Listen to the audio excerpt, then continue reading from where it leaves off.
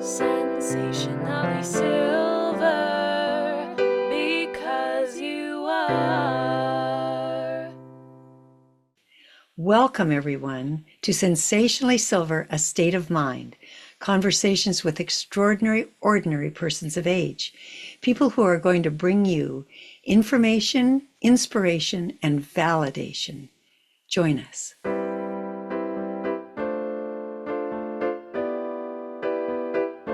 Hello, everyone. Welcome to Sensationally Silver, A State of Mind, conversations with extraordinary, ordinary persons of age. I have as my guest today Holly Cardone, and she was my guest quite recently, but she made a remark that made me want to have her back so that we could discuss it. And the remark that she made was that churches are empty. And I imagine, maybe I'm wrong, but I imagine that so are temples and other places of worship, that they're not as full as they used to be. So Holly is highly, what do I want to say? Highly qualified to talk about this subject because she is an Episcopal priest. So it's close to her heart, this issue. And I want some answers, and I bet you'd like some too. So, Holly, welcome back to Sensationally Silver. Thank you. Thanks for having me, Robin. I really appreciate it. It's always fun to talk to you. Well, you're a wonderful guest, and I think this question is really important. I love hearing Christmas carols, and I remember a couple of years ago going to a church that I had heard wonderful carol singing in from the choir, and the choir didn't exist anymore, and the church was quite empty. This was, of course, at Christmas. And I'm not a big churchgoer at all. I do worship God in a group, but it's not in church. And it made me sad. It made me think, churches aren't evidently meeting a need that they used to meet for people. So, Holly, let's hear your take on this. Thanks, Robin. I'm going to do my best. I'm not a historian, so I did have to do a little research. But of course, in seminary, and I have friends who are theologians and historians. And so we've been talking about this issue of church decline since I was in seminary, which was 2014 to 2016, something like that, 2017. So I'm going to look at my iPad here, and I'm going to give you a little, which is, it's shocking how the mainline traditions, the mainline denominations, Lutheran, Presbyterian, Episcopalian, and Methodist churches have been declining since 1965. So after churches were built in neighborhoods, as after the war and the boom of the suburbs and housing and neighborhoods, churches were the places that you congregated. That was your community. You went to the church in your neighborhood, and all your friends went to the same church, and all the kids went to the same schools and the same church. So it was the foundation for the community in that neighborhood. So when I drive around and I see multiple denominations in one neighborhood, well, that's why. And it served a purpose. So I'm going to tell you, here are my hard facts. From 1965 to 1988, church attendance declined from 31 million to 25 million. So that's 6 million people.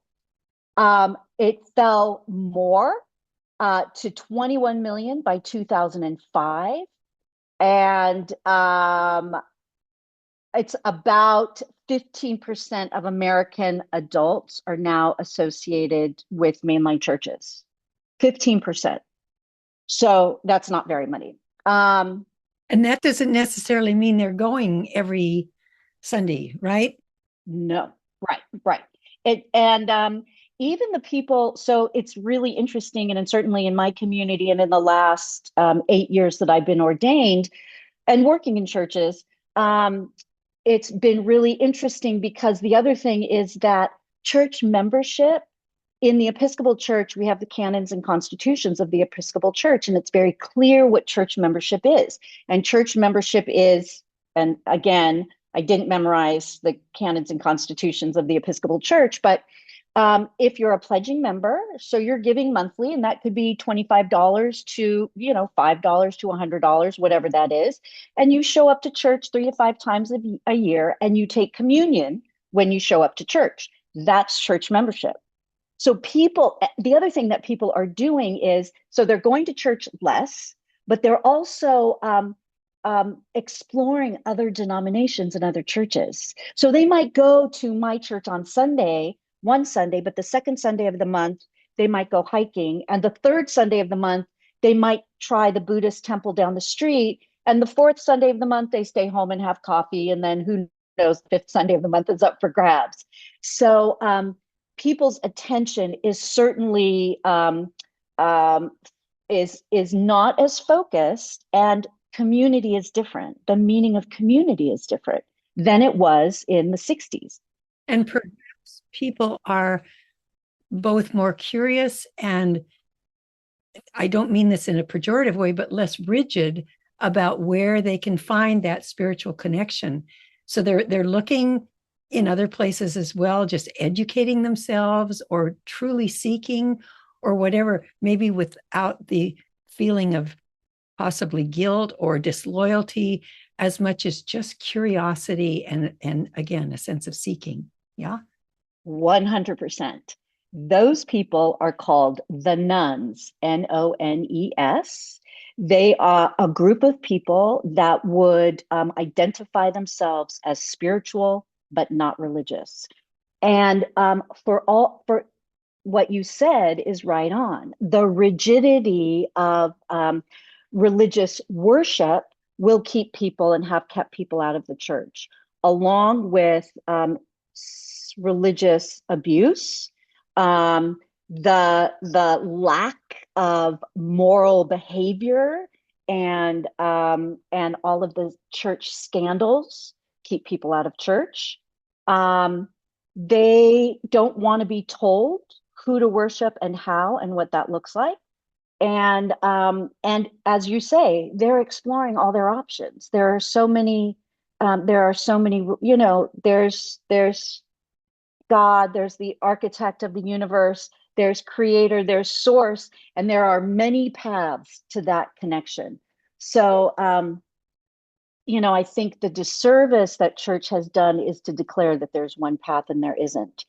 And it's also interesting because we see these mega churches and evangelical churches, they're also declining, but they're starting to decline the last 10, 15 years. So they don't have the last, whatever it is, 50, whatever, 51, 60 years of decline. But they are seeing the decline, and for the same reasons.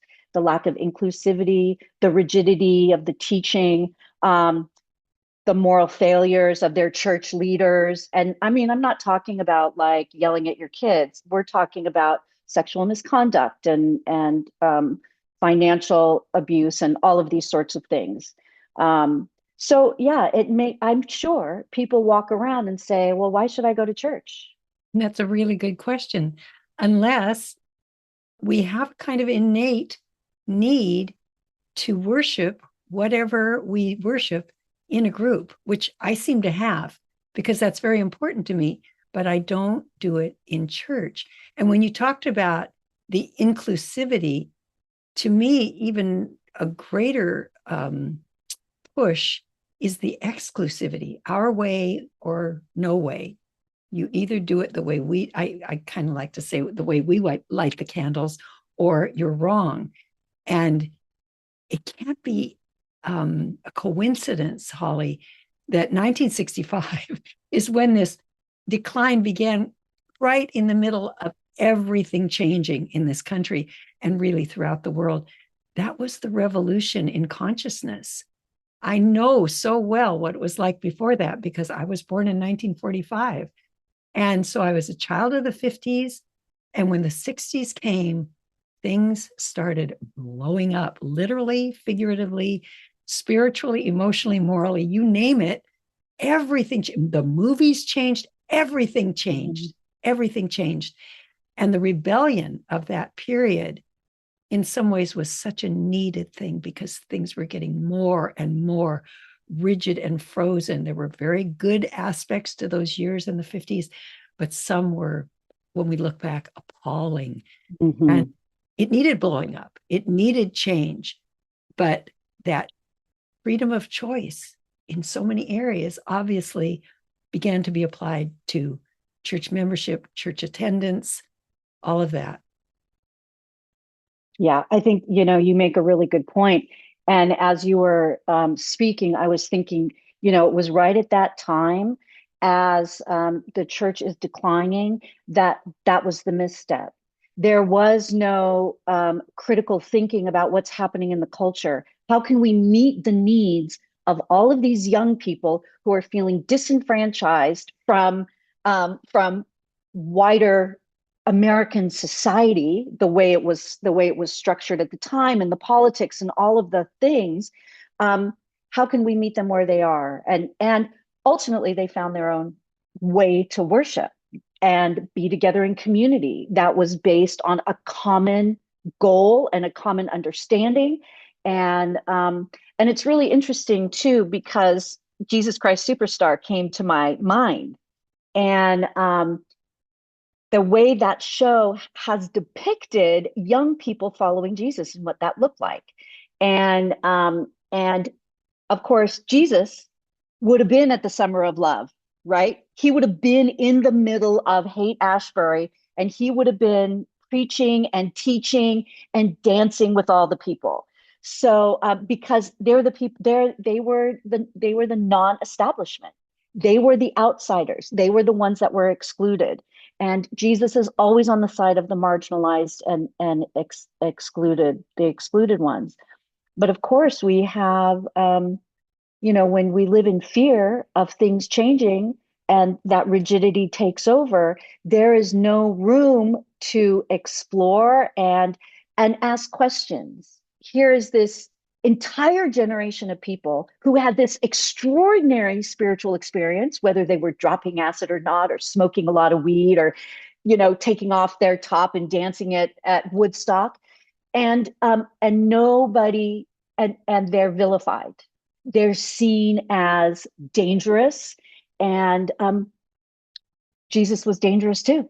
Jesus was killed because of how dangerous they viewed his ministry and his power in his community. So and I don't think nothing's changed. So now we're reaping, those of us who are still in the church, we're kind of reaping the consequences of not growing and exploring how to be church throughout the decades.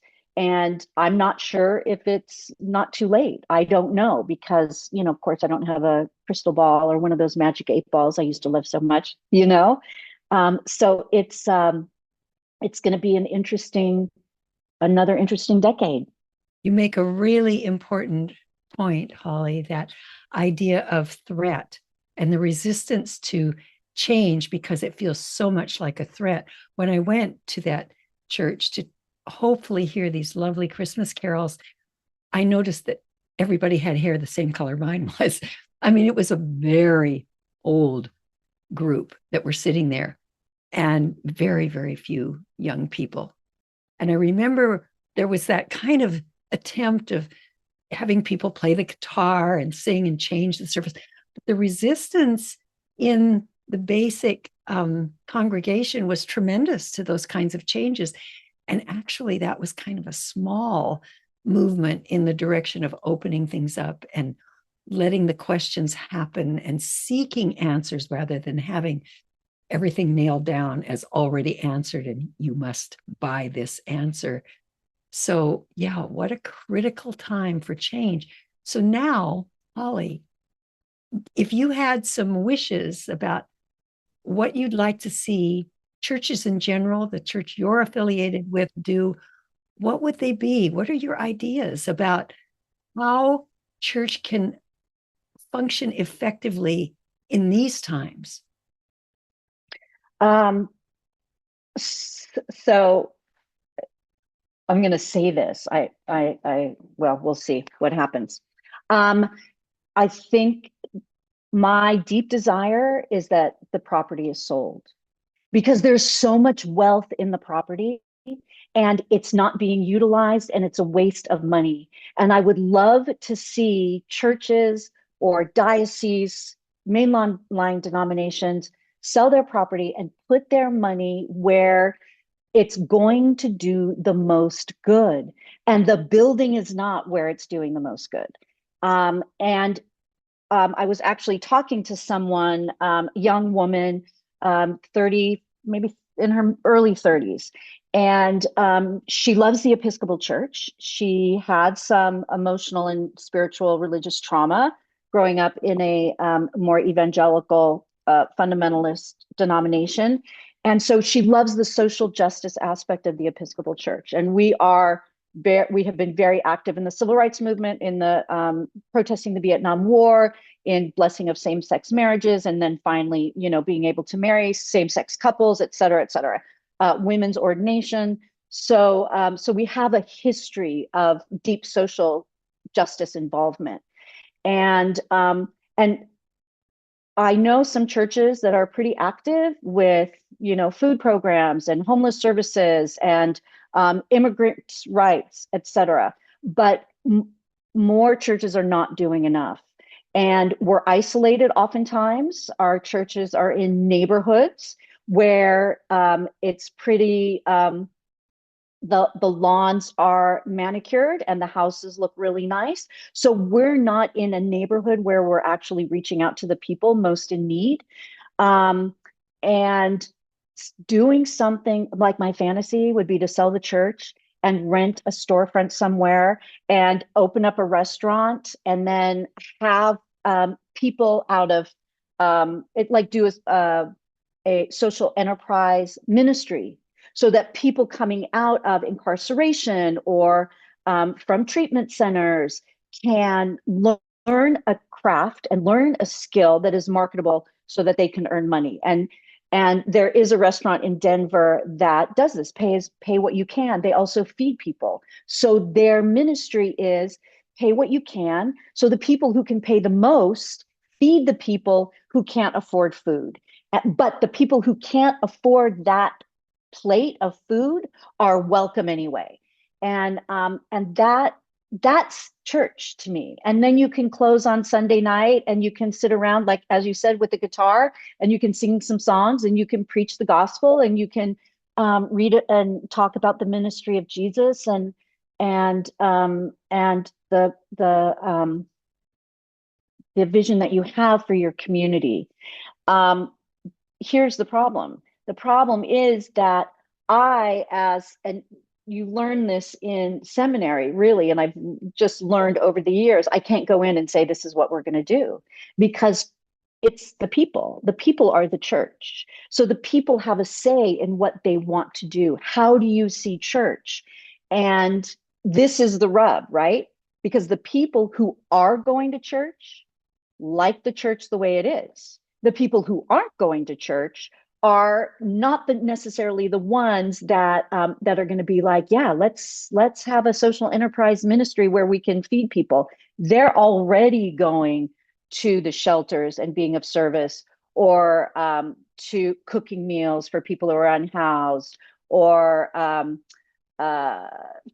being, many of my friends, young people that I work with in homeless services, they are doing the ministry of Jesus because they're hanging out with the most marginalized people, just trying to get them to the doctor.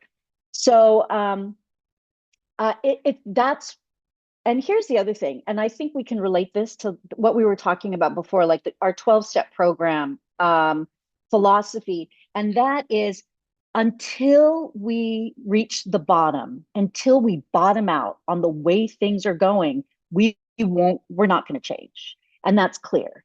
And I've had many conversations with people in the Diocese of Los Angeles of the Episcopal Church about what are we going to do with all these buildings? And and I see it as an incredible opportunity. There is something there not only churches merging to be together in community, but also the financial resources that are there that we could utilize to be of greater service in the world. But it takes a lot of courage to say, look, this is what we're going to do if you're the leader of a diocese or something like that. Yeah. And just in defense of what is in place, I know my sister is involved in a program through the church she attends, which makes sure that children who are coming out of foster care because they're too old now, suddenly they're 18 and they're literally on the streets. They have a way to be supported as they go to community college and make that transition into a life that may provide them with a good life, a good income, something that keeps them out of really sad circumstances and deep trouble. And she's very committed to being part of that. And that's facilitated by the church she is attending. So it is happening. And I think what I hear you saying, Holly, is you'd like to see all the different churches come together and cooperate in what is the true ministry that's relevant to today's world, today's life, today's problems. Mm-hmm. Yeah. Yeah. And churches like where your sister goes, they must have financial resources to be able to support that kind of work, which is fundamental. And it's a community and a group of people, young people that need to be served who aren't being served by the wider system. And I think that's the other problem, is that so many of these churches, the church I'm in, we're running on a very, very tight margin. I only work part-time. That's all they can afford. So, and because the population of the church, the people who are attending church, the amount of people have gone down, and people are getting older, there isn't the energy to start new stuff. I even feel that way. I'm like, I'm not sure I can, I'm 62. I'm tired. It takes a lot of energy, and entrepreneurial skills and, leadership skills and that creativity to see outside the box. And so I think that the restriction of funds and that, lean, like we're working with very lean means, makes it challenging for us to do stuff. Now, that's not to say we don't, because one of the things we've done is do something. This young woman that I was telling you about, she has created something called Bringing House to Church. So, like I said, she's a young person. She's, young, 30, early 30s. She is somebody who loves house music.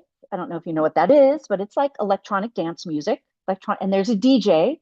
And so once a quarter at our church, she brings the DJ, she brings the lights, she has an artist in another room.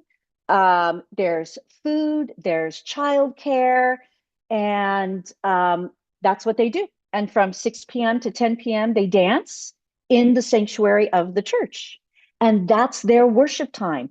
And we were talking about this exact same thing. And she said, we want to go to church and we want to worship, and we are not going to worship in our parents' church. We're just not.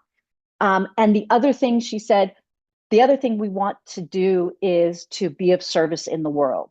So the way you get in is you bring whatever the donation she's asking for whatever organization.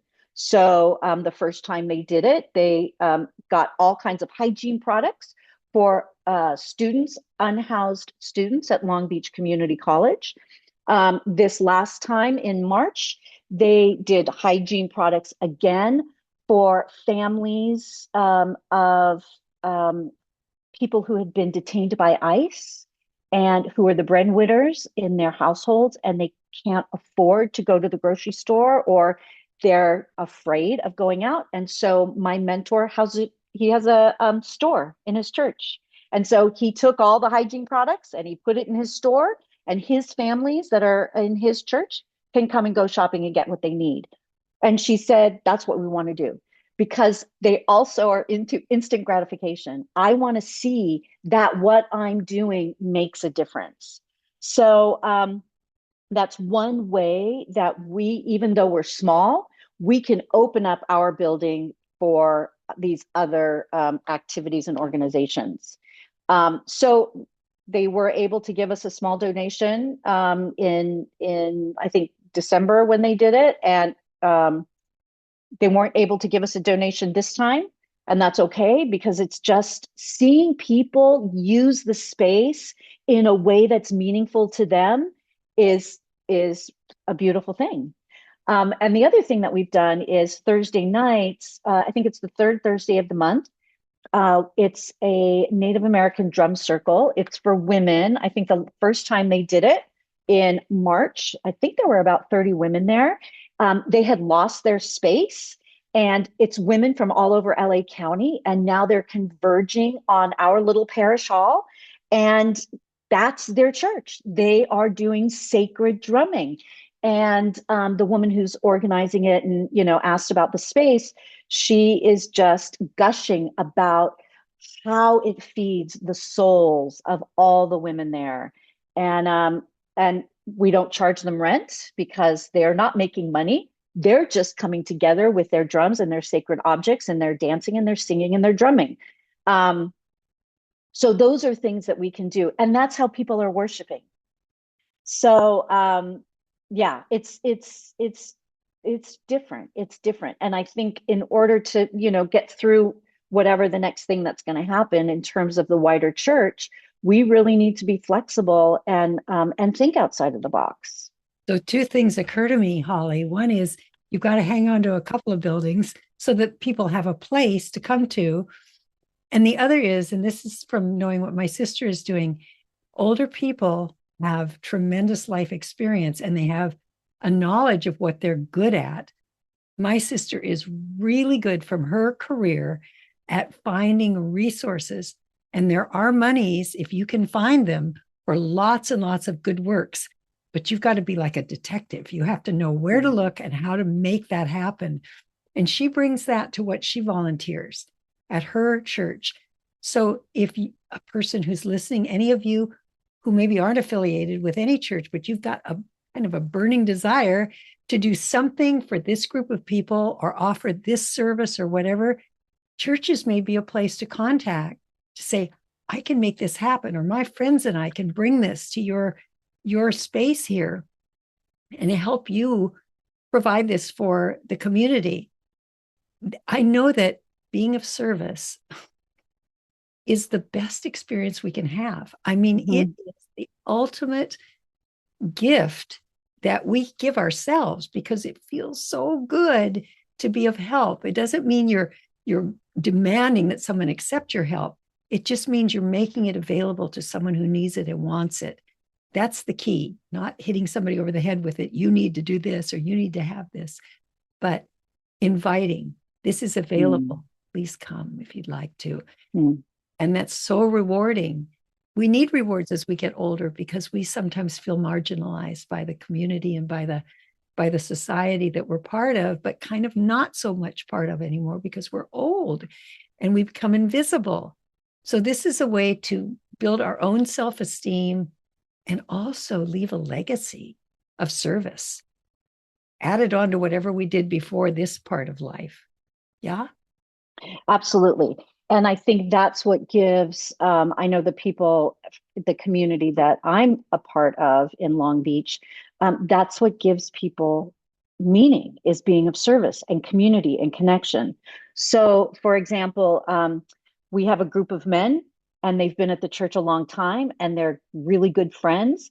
And they really work hard at updating and taking care of a lot of the maintenance stuff that needs to happen in a church, because as you know, we're talking about, the buildings are getting up there in age and there's often stuff that needs to be done. And so they spent a couple Saturdays in a row painting iron gates. And so they're not only doing something great for us, for the church building, but they're just strengthening those bonds that they have between them. And I know that happens in a community like a church. And again, like in 12-step programs, when we go to our recovery programs and people say, well, give me your phone number. I want your phone number and I want to call you and I want to check up on you. And if you need anything, you can call me. And that's sort of built into the culture of recovery. And churches do that too. So the community is small, but people help each other. One woman just had knee surgery. And so she has just this group of, her friends from church who will take her to doctor's appointments and who will take her grocery shopping and who will come and visit. Because the priest, because I'm part-time, I can't be everywhere at one time. I can't meet all the needs of the people. So they rely on each other. And that's the whole point. And the other thing I would say too is, if we can generate other streams of income to pay for a priest or to keep up with the building and the structure of the building, then you can put all of your time and energy into the church and the people that are there, and we're not so nervous about and financially worried. Like, I'm fiscally responsible for the church along with the treasurer and the senior church council person.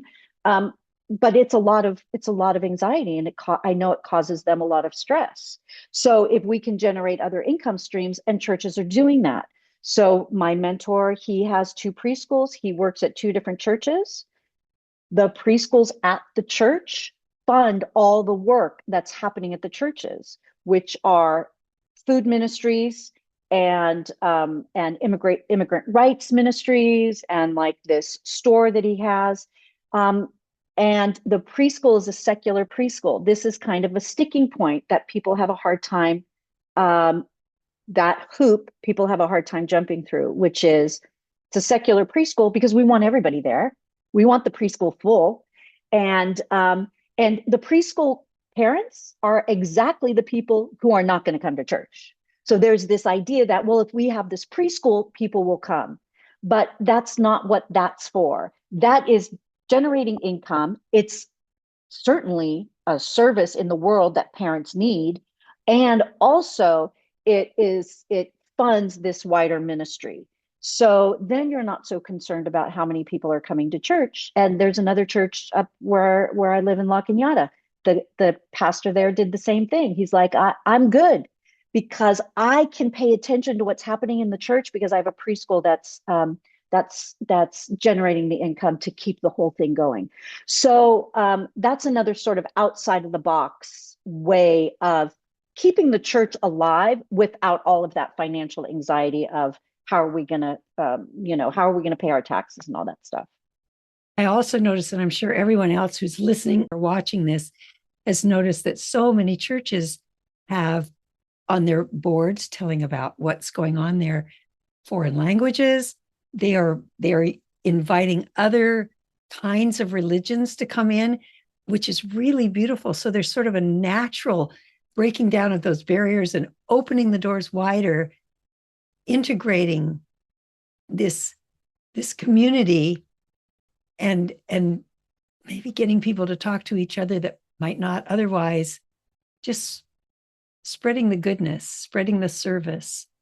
I hope all of you who are listening are getting some ideas about how perhaps you can be of service to something in your community, whether it's a church or something else, or bring something to the church you're affiliated with that hasn't existed before, but that you have knowledge about and expertise in, because that's what makes these years, these older years, these later years, the rich, rich time that it can be for all of us.